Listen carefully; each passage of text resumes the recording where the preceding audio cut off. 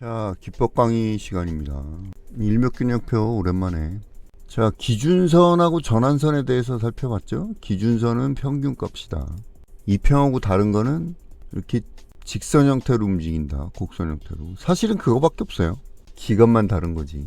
그래서 원리를 알아야지 되지. 뭐 이 일목균형표, 어떤 사람들은 뭐 일목균형표가 무슨 거의 무슨 뭐 엄청난 지표처럼 생각하는데, 사실은 원리를 알면은 그렇게 대단한 거라고 볼 수는 없는 거죠. 그렇죠? 어떤 지표든지. 다만 이제 여러 가지가 이제 종합적으로 그게 대단한 거예요.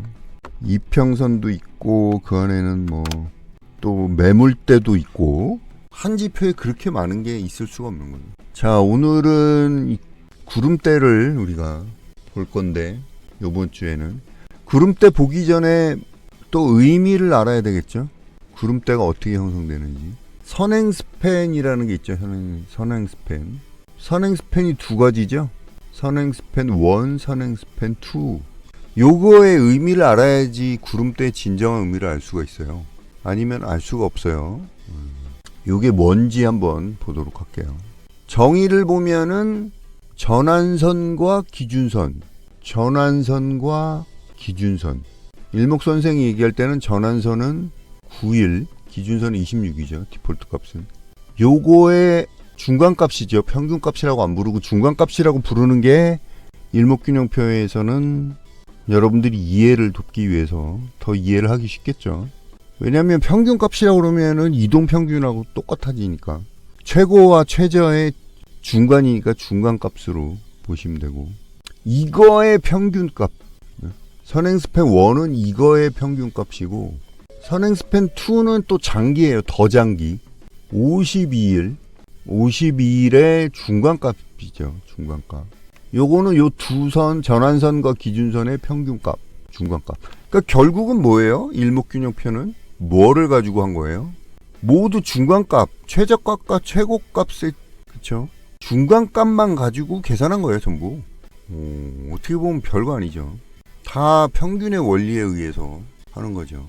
그럼 이게 어떻게 추세를 나타내고, 구름대는 이제 내일 하겠지만 이게 어떻게 되는 건가? 우리가 차트를 보면서 알아보도록 할게요. 일단은 기본 차트로 만들고,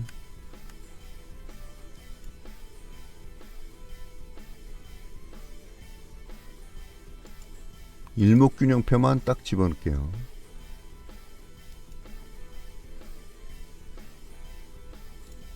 뭐야?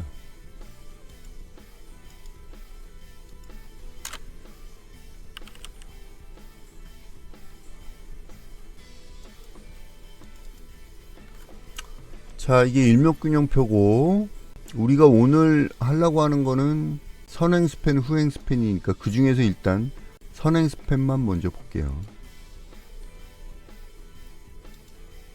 전환선, 기준선, 요거랑 먼저 봅시다. 평균값이니까 전환선을 보면 분홍색으로 하고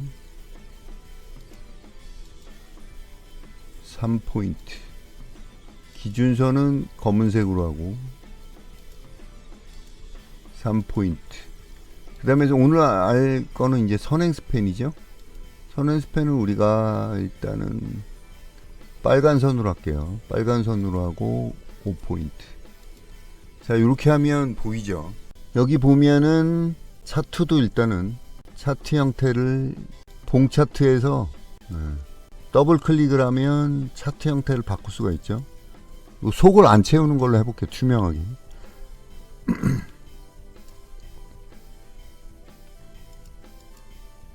그럼 이렇게 투명하게 나오죠.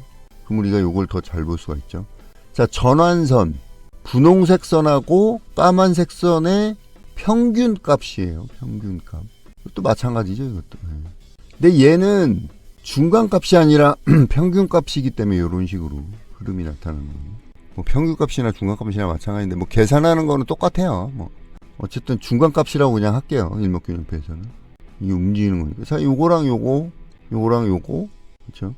그래서 이 빨간 것도 우리가 선행스팬도 보면은 요거와 요거의 중간을 볼 수가 있죠, 그렇죠? 가운데를 이렇게 근데 이거를 우리가 여기만 보면 이게 뭐 중간이 하는데 재밌는 건 뭐예요? 이쪽으로 당기는 거죠. 그렇죠? 26일 앞으로 이동한단 말이에요. 26일 앞으로. 26일 앞으로.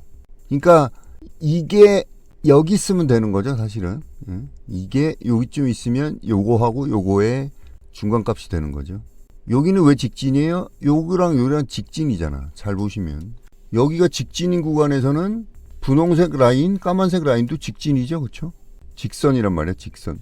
그러니까 중간 가면 이게 당연히 이것도 직선이 되는 거고. 이렇게.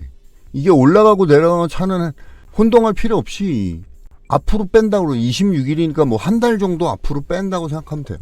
그러니까 최고 여기랑 여기죠. 지금 안 보이는데 여기랑 여기에 가운데 해서 평균으로 봐갖고 여기다 이거죠.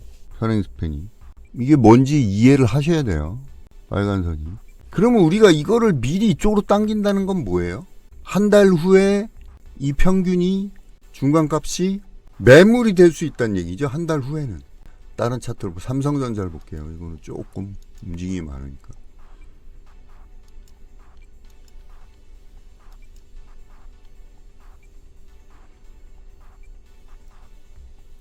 자, 전환선과 기준선의 평균을 26일 땡겼다. 그쵸? 여기랑 여기의 평균이니까 뭐 한 여기의 평균이니까 이 정도 되겠죠. 그쵸?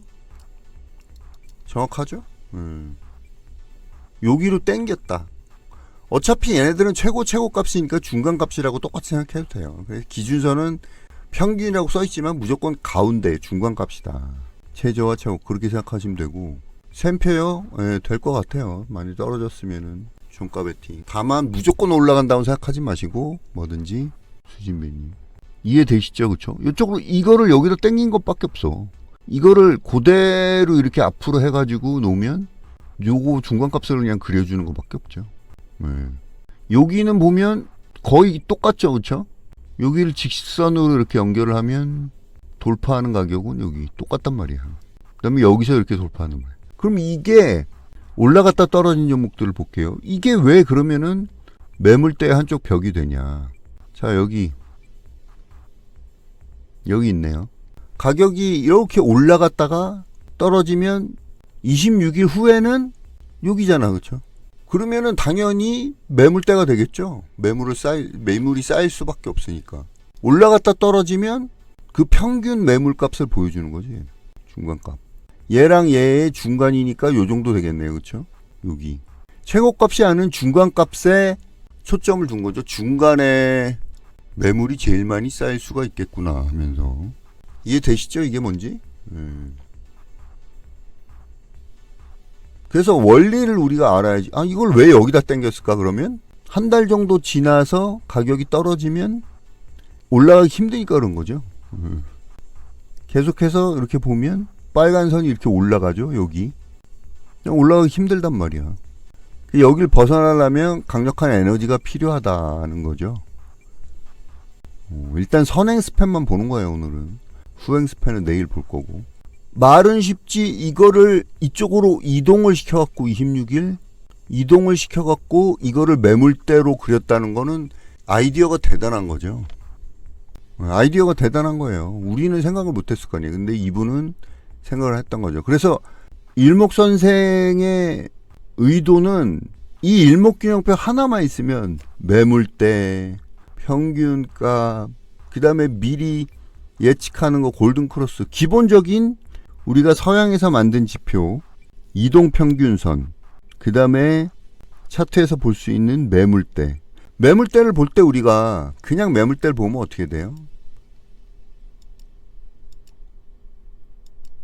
매물대 차트를 보게 되면 어떻게 돼요? 이 전후로 가봐야 되잖아. 그렇죠? 매물대 이 전후로. 근데 얘는 어때요? 뒤쪽에 있으니까 주가가 거기서 움직이면 한 달 후에 그게 매물대가 되는지 알 수가 있는 거잖아요. 가만히 한번 생각을 해보세요. 무슨 얘기인지 아시겠죠? 그리고 이거랑 또 내일 하는 후행 스팬이랑 같이 겹쳐서 구름대를 만들 수가 있는 거예요. 매물이 쌓여있는 구름이라는 거죠. 우리가 하늘을 날 때 비행기가 보면 구름 안에서는 기류도 안 좋고 먹구름 별로 안 좋잖아요. 근데 구름을 벗어나면 맑은 하늘을 볼 수 있듯이 같은 원리예요. 오늘 한 가지 여러분들한테 제가 힌트를 드리면, 실제로 이 매물대랑 전환선 또는 구름대랑 같이 놓고 한번 보세요. 같이 놓고. 이 매물대는 이 중에서 거래량을 나타내 주는 거죠. 어떻게 보면 거래량의 크기. 무슨 말인지 아시겠어요? 그래서 큰 거래량이 있는 가격을 나타내 주는 거죠.